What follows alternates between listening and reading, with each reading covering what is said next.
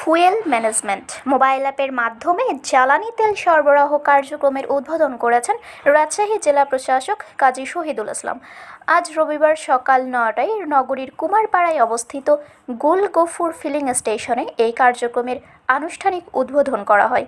এই অ্যাপের মাধ্যমে রেশনিং পদ্ধতিতে একজন মোটরসাইকেল চালক ৫ দিনে একবার ৫০০ টাকার এবং মাইক্রো বা কার ২০০০ টাকার পেট্রোল বা ডিজেল কিনতে পারবেন।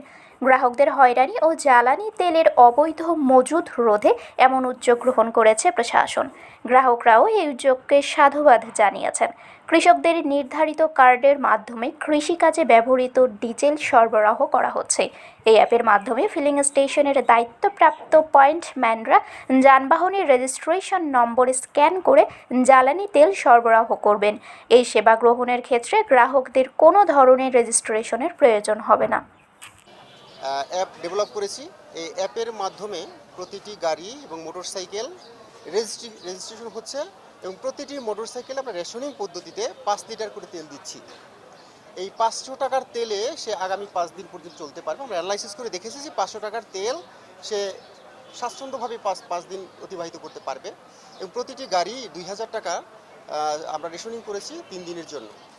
এই অ্যাপের মাধ্যমে এই রাজশাহীর মহানগর এবং প্রতিটি উপজেলা সমস্ত রাজশাহীকেই যত যানবাহন রয়েছে রেজিস্ট্রেশন আমরা আওতায় নিয়ে আসব, যাতে কোনো মোটরসাইকেল বা গাড়ি এক ফুয়েল স্টেশন থেকে অন্য ফুয়েল স্টেশনে গিয়ে তেল না নিতে পারে ওই নির্ধারিত সময়ের মধ্যে।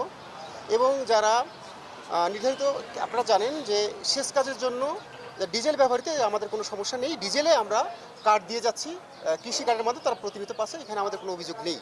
শুধু মোটরসাইকেলগুলো তাদের অভিযোগ রয়েছে দীর্ঘ লাইন, এই লাইন যাতে না থাকে এবং এই স্বচ্ছন্দভাবে নিতে পারে সেজন্য আমাদের অ্যাপটি ডেভেলপ করা। পর্যায়ক্রমে যারা পরিষেবা, জরুরি পরিষেবা দেবে তাদের জন্য কার্ড রয়েছে, ফুল কার্ড, এই কার্ড আমরা তাদের দিচ্ছি। জি অবশ্যই, আপনি জানেন যে আমাদের স্ট্রাইকিং ফোর্স রয়েছে, আমাদের মোবাইল কোর্ট ভ্রাম্যমাণ আদালত রয়েছে, প্রত্যেকটি ফুয়েল স্টেশনে আমাদের ট্যাগ অফিসার রয়েছে, যাতে কি অবৈধভাবে লাইন দিতে না পারে, সেজন্যই আজকে এই অ্যাপের মাধ্যমে যাতে আইডেন্টিফাই করার জন্য আমাদের না, আপনারা জানেন যে যা আমাদের নজরে যা আসছে সবগুলোই আমাদের নজরে রয়েছে। আমরা এগুলো বন্ধ করার চেষ্টা করছি। ইতিমধ্যে বন্ধ হয়েছে বড় মার্কেট, ছোটো মার্কেটগুলোও বন্ধ হয়ে যাবে আশা করি। শারমিন শিমু, বরেন্দ্র টেলিভিশন।